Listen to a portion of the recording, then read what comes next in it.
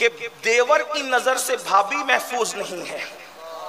ये सूरत हाल है, मुस्लिम मुआशरे की सूरत हाल है कि देवर की निगाह से भाभी महफूज नहीं, बहनवई की नजर से साली महफूज नहीं, बल्कि बाज मकामात तो वो आए हैं, अल्लाह अकबर, अल-अयाज़ु बिल्लाह, अल-अयाज़ु बिल्लाह, कि ये भी सुना गया कि बहन भी महफूज नहीं।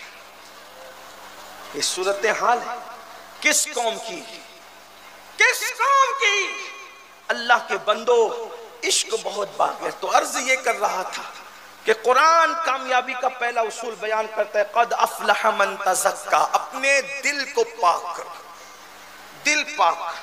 अच्छा, अब ये मंजिल तो आप तो सोचती होंगे कि आप तो आके रोना ही रोते हैं, कोई हल भी तो होना चाहिए। अब ये दिल पाक कैसे हो? दिल पाक करने का भी तो कोई तरीका होगा। हाँ है।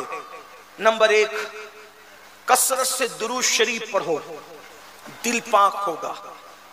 ला इलाहा इल्लल्लाह कलमा शरीफ पढ़ो, दिल पाक होगा। कुरान की तिलावत कसरत से करो, दिल पाक होगा। और सबसे आसान तरीका, किसी पाक दिल वाले की सोहबत में जाकर के बैठा करो, दिल पाक होगा। अब ये बड़ा मसला है, यहां तो आप परेशान हो जाएंगे कि भाई किसका दिल पाक है, हमें कैसे पता चले? तो फिर इस पर मैं आपको कोई खतरे में नहीं डालता। फिर ये कहता हूं, जमीन के ऊपर जितने प्यार सबसे करो, एहतराम सबका करो, इज्जत सबकी करो, हाथ सबके चूमो, लेकिन जाके वहां बैठो जो जमीन के अंदर जा चुके हैं, इसलिए कि उनका दिल साफ होना ये यकीनी बात है।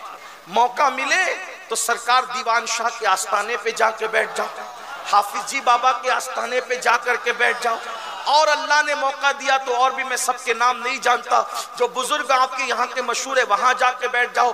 फिर मौका मिले तो फिर हिंदुस्तान के बादशाह सुल्तानुल हिंद सरकार गरीब नवाज की बारगाह में जाकर के बैठ जाओ। अल्लाह की कसम, कोई माने न माने, एक नजर का सवाल है, एक नजर उठेगी मेरे ख्वाजा की और दिल की तारीकी सब दूर हो जाएगी। लेकिन आप वहां जाते हो तो कारखाना मांगते, वहां जाते हो तो साइजिंग मांगते, वहां जाते हो तो ताने बाने को वहां नहीं भूलते, वहां जाते हो तो कपड़े की दुकान, किराना दुकान, ये मकान वो मकान, बेटा मांगा बेटा हुआ तो पोता मांगा, पोता हुआ तो नवासा मांगा, नवासा हुआ तो फिर उसका रिश्ता मांगा, इसी के अंदर सब घूमते रहते हो। अरे नादान, जैसा सखी है वैसी अता मांग। ये सारी चीजें तो तू भी कर सकता है।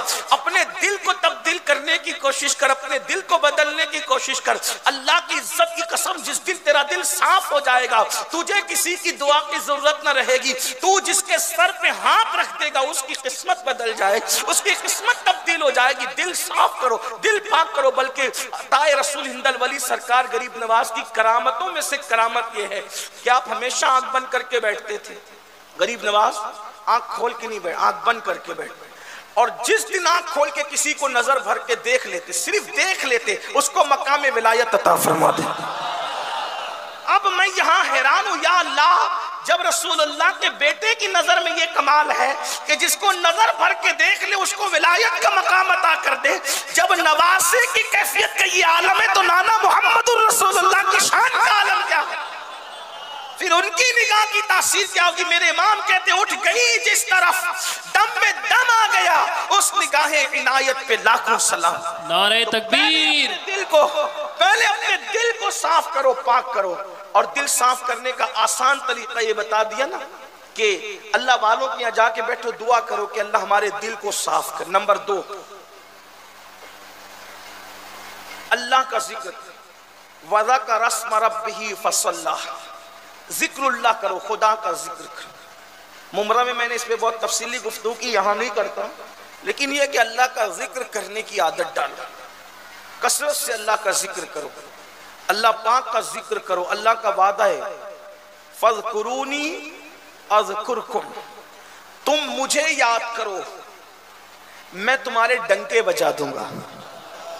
इज्जत सब चाहते हैं लेकिन कोई अल्लाह का जिक्र करना नहीं चाहता।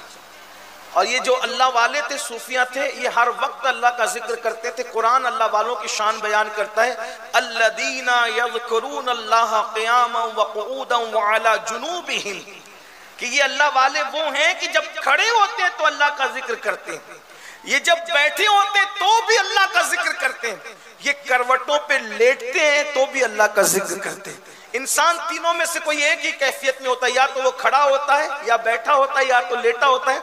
अल्लाह फरमाता है वो तीनों कैफियतों में अल्लाह का जिक्र करते हैं। याद रखें अल्लाह का जिक्र, मिसाल के तौर पे अल्लाह अल्लाह ही कह दे, सुभान अल्लाह ही कह दे, अल्हम्दुलिल्लाह ही कह दे, अल्लाह अकबर ही कह दे, ला इलाहा इल्लल्लाह ही कह दे, अल्लाह हू ही कह दे। ये सब जिक्र है, जबान से करते रहिए। अल्लाह पाक फरमाते हैं मैं तुम्हारे डंके बजाऊंगा, तुम्हारे चर्चे करूंगा। कभी आपने सोचा, कभी गौर किया, गरीब नवाज के लिए, गौसे पाक के लिए, साबिर पाक के लिए, महबूब इलाही के लिए, कुतुबुद्दीन बख्तियार काकी के लिए पूरी तहरीकें बनी इनको खत्म करने के लिए, इनका जिक्र खत्म करने के लिए, इनके नाम के नारों के लिए 100 साल तक के तंजीमों ने मेहनत की। इनको प्रमोट करने के लिए मेहनत किसी ने नहीं की।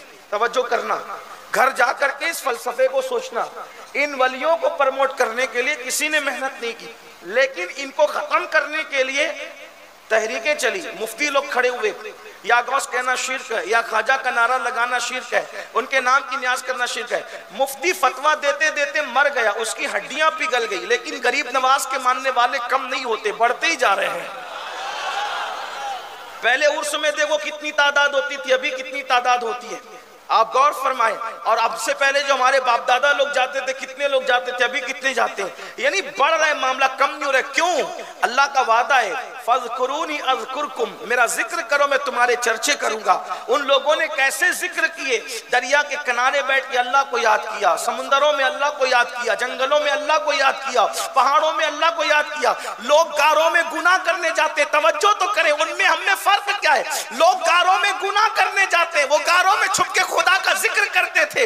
लोग दरिया के किनारे ज़िना करने जाते, वो दरिया के किनारे खुदा का जिक्र करते थे। लोग समुंदर के किनारे अय्याशों के महल तामीर करते, वो समुंदरों के किनारे खुदाए समुंदर को याद करते थे। अंदाजा फरमाए, फिर खुदा ने उनके ऐसे डंके बजा दिए कि जब तक के चांद और सूरज निकलते डूबते रहेंगे, इनका नाम कभी नहीं मिट सकता, क्योंकि जिसने जिक्र बुलंद किया है वो हमेशा जिंदा रहने वाला खुदा है। अगर कामयाबी चाहते हो, आपको 3 बातों पर अमल करना है।